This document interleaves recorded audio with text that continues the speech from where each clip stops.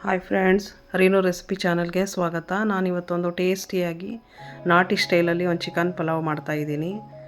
ಅದನ್ನ ಮಾಡೋದು ಹೇಗೆ ಅಂತಂದರೆ ನೋಡ್ಕೊಳ್ಳಿ, ನಾನು ತೋರಿಸ್ಕೊಡ್ತೀನಿ. ಫಸ್ಟು ಒಂದು ದಪ್ಪ ತಳದ ಪಾತ್ರೆಗೆ ಒಂದು ಕಪ್ಪಷ್ಟು ಎಣ್ಣೆ ಹಾಕ್ಕೊಂಡಿದ್ದೀನಿ. ಆಮೇಲೆ ಅದಕ್ಕೆ ದಪ್ಪದಾಗಿರೋ ಒಂದು 2 ಈರುಳ್ಳಿನ ಸಣ್ಣದಾಗಿ ಉದ್ದವಾಗಿ ಹೆಚ್ಕೊಂಡು ಹಾಕ್ಕೊಂಡಿದ್ದೀನಿ. ಒಂದು 4 ಏಲಕ್ಕಿ, 4 ಲವಂಗ, 4 ಚಕ್ಕೆ ಎಲ್ಲ ಹಾಕ್ಕೊಂಡಿದ್ದೀನಿ. ಅದನ್ನ ಚೆನ್ನಾಗಿ ಫ್ರೈ ಮಾಡ್ಕೋಬೇಕು. ಎಣ್ಣೆನೆಲ್ಲ ಚೆನ್ನಾಗಿ ಈರುಳ್ಳಿ ಸ್ವಲ್ಪ ಬಣ್ಣ ಚೇಂಜ್ ಆಗೋ ಥರ ಫ್ರೈ ಮಾಡ್ಕೊಳ್ಳೋಣ. ಈ ಕಡೆ ರುಬ್ಕೊಳ್ಳೋಕ್ಕೆ ಒಂದು ಅರ್ಧ ಕಟ್ಟಷ್ಟು ಪುದೀನ, ಒಂದು ಅರ್ಧ ಕಟ್ಟೆಯಷ್ಟು ಕೊತ್ತಂಬರಿ ಸೊಪ್ಪು, ಮತ್ತು ಒಂದು 4 ರಿಂದ 5 ಹಸಿಮೆಣಸಿನ್ಕಾಯಿ, ಒಂದು ಚಿಕ್ಕದು ಈರುಳ್ಳಿ ರುಬ್ಕೊಳ್ಳೋಕ್ಕೆ, ಮತ್ತು ಸ್ವಲ್ಪ ಶುಂಠಿ, 1 ಇಂಚಷ್ಟು ಶುಂಠಿ ಕಟ್ ಮಾಡ್ಕೊಂಡಿದ್ದೀನಿ, ಅದು ಸೇರಿಸ್ಕೊಳ್ಳೋಣ. ಆಮೇಲೆ 1-2 ಗಡ್ಡೆಯಷ್ಟು ಬೆಳ್ಳುಳ್ಳಿ, ಅದು ಸೇರಿಸ್ಕೊಳ್ಳೋಣ.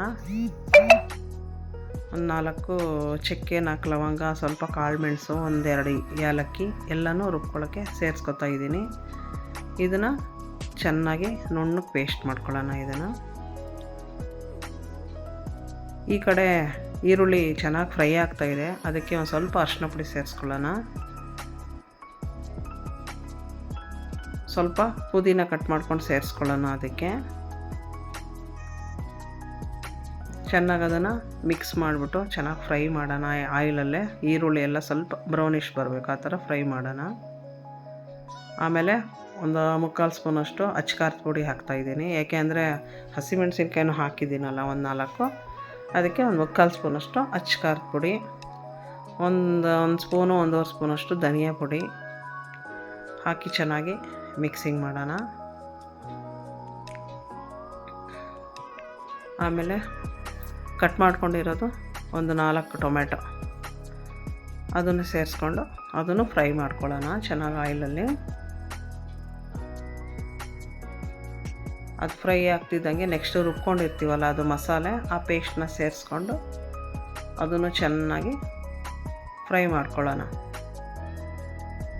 ಚೆನ್ನಾಗಿ ನೋಡಿ, ಈ ಥರ ಆಯಿಲಲ್ಲಿ ಆ ಎಣ್ಣೆ ಎಲ್ಲ ಮೇಲೆ ತೇಲಬೇಕು, ಆ ಥರ ಚೆನ್ನಾಗಿ ಅದು ಮಸಾಲೆನ ಫ್ರೈ ಮಾಡ್ಕೊಳ್ಳೋಣ. ಈ ಕಡೆ ಒಂದು 3/4 kg ಚಿಕನ್ನ ಆಲ್ರೆಡಿ ನಾನು ಚೂರು ಅರಿಶಿನ ಪುಡಿ, ಸ್ವಲ್ಪ ಉಪ್ಪು ಹಾಕಿ ಅದನ್ನು ಒಂದು 10 ನಿಮಿಷ ಬಾಯ್ಲ್ ಮಾಡ್ಕೊಂಡಿದ್ದೀನಿ.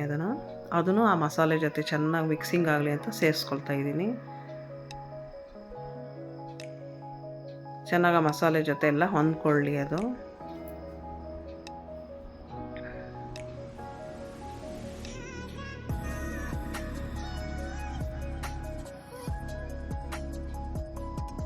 ಇವಾಗ ರುಚಿಗೆ ತಕ್ಕಷ್ಟು ಉಪ್ಪು ಸೇರಿಸ್ತಾ ಇದ್ದೀನಿ.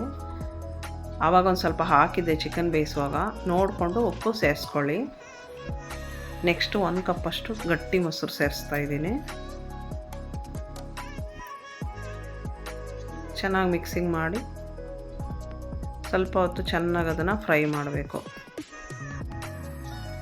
ನೆಕ್ಸ್ಟು ಈಗ ನಾನು ಒಂದು 3/4 kg ಅಕ್ಕಿ ತೊಗೊಂಡಿದ್ದೀನಿ ಅಂದರೆ ಒಂದು 1:2 ಅದಕ್ಕೆ ನೀರು ಸೇರಿಸ್ಬೇಕು. ಅದರಲ್ಲಿ ಮೊಸರೂ ಸೇರಿಸಿದ್ದೀನಿ, ನೋಡಿಕೊಂಡು ನೀರನ್ನ ಸೇರಿಸ್ಕೊಳ್ಳೋಣ.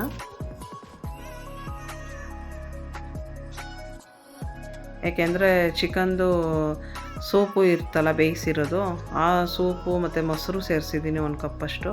ಹಾಗಾಗಿ ನೀರನ್ನ ನೋಡಿಕೊಂಡು ಅದಕ್ಕೆ ಒಂದು 1.5 ಕಪ್ಪಷ್ಟು ಸೇರಿಸಿದ್ದೀನಿ. ಹಾಗೆ ಅಕ್ಕಿನ ತೊಳೆದು ನೆನೆಸಿಟ್ಕೊಂಡಿದ್ದೆ, ಅದು 1.5 ಕಪ್ಪಷ್ಟು ಅದನ್ನು ಸೇರಿಸ್ತಾ ಇದ್ದೀನಿ ಅಕ್ಕಿನ. ಮತ್ತು 1 ಸ್ಪೂನಷ್ಟು ಗರಂ ಮಸಾಲ ಸೇರಿಸ್ತಾ ಇದ್ದೀನಿ. ನೋಡಿ ಎಷ್ಟು ಟೇಸ್ಟಿಯಾಗಿ ನಾಟಿ ಸ್ಟೈಲಲ್ಲಿ ಮಾಡ್ತಾಯಿದ್ದೀನಿ ಬಿರಿಯಾನಿ. ತುಂಬ ಚೆನ್ನಾಗಿದೆ, ಸ್ಮೆಲ್ ಏನು ಸಖತ್ತಾಗಿ ಬರ್ತಾಯಿದೆ. ನೀವು ಒಂದ್ಸರಿ ಟ್ರೈ ಮಾಡಿ. ಮೇಲೆ ತುಪ್ಪನೂ ಸೇರಿಸ್ಕೊಳ್ಳಿ, 1-2 ಸ್ಪೂನಷ್ಟು. ನೋಡಿ ಕುದೀತಾ ಇದೆ ಚೆನ್ನಾಗಿ. ಈಗ ಚೆನ್ನಾಗಿ ದಮ್ ಕಟ್ಬಿಟ್ಟು ಸ್ವಲ್ಪ ಪ್ಲೇಟ್ ಗಟ್ಟಿಯಾಗಿ ಮುಚ್ಚಿಬಿಟ್ಟು ಒಂದು 10 ನಿಮಿಷ ಸಿಮ್ಮಲ್ಲಿ ಬೇಯಿಸಿದ್ದೀನಿ. ನೋಡಿ ಬಿರಿಯಾನಿ ಸಖತ್ತಾಗಿ ರೆಡಿ ಆಗ್ತಾಯಿದೆ. ಬಿರಿಯಾನಿ ಆಗಿದೆ ಫ್ರೆಂಡ್ಸ್. ನೋಡಿ ಪ್ಲೇಟಿಂಗ್ ಮಾಡಿದ್ದೀನಿ.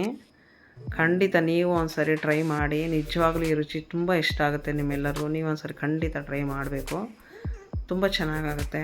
ಮಾಡ್ಕೊಳ್ಳಿ. ನನ್ನ ಚಾನಲ್ನ ಸಬ್ಸ್ಕ್ರೈಬ್ ಮಾಡ್ಕೊಳ್ಳಿ, ಲೈಕ್ ಮಾಡಿ, ಶೇರ್ ಮಾಡಿ. Thank you friends.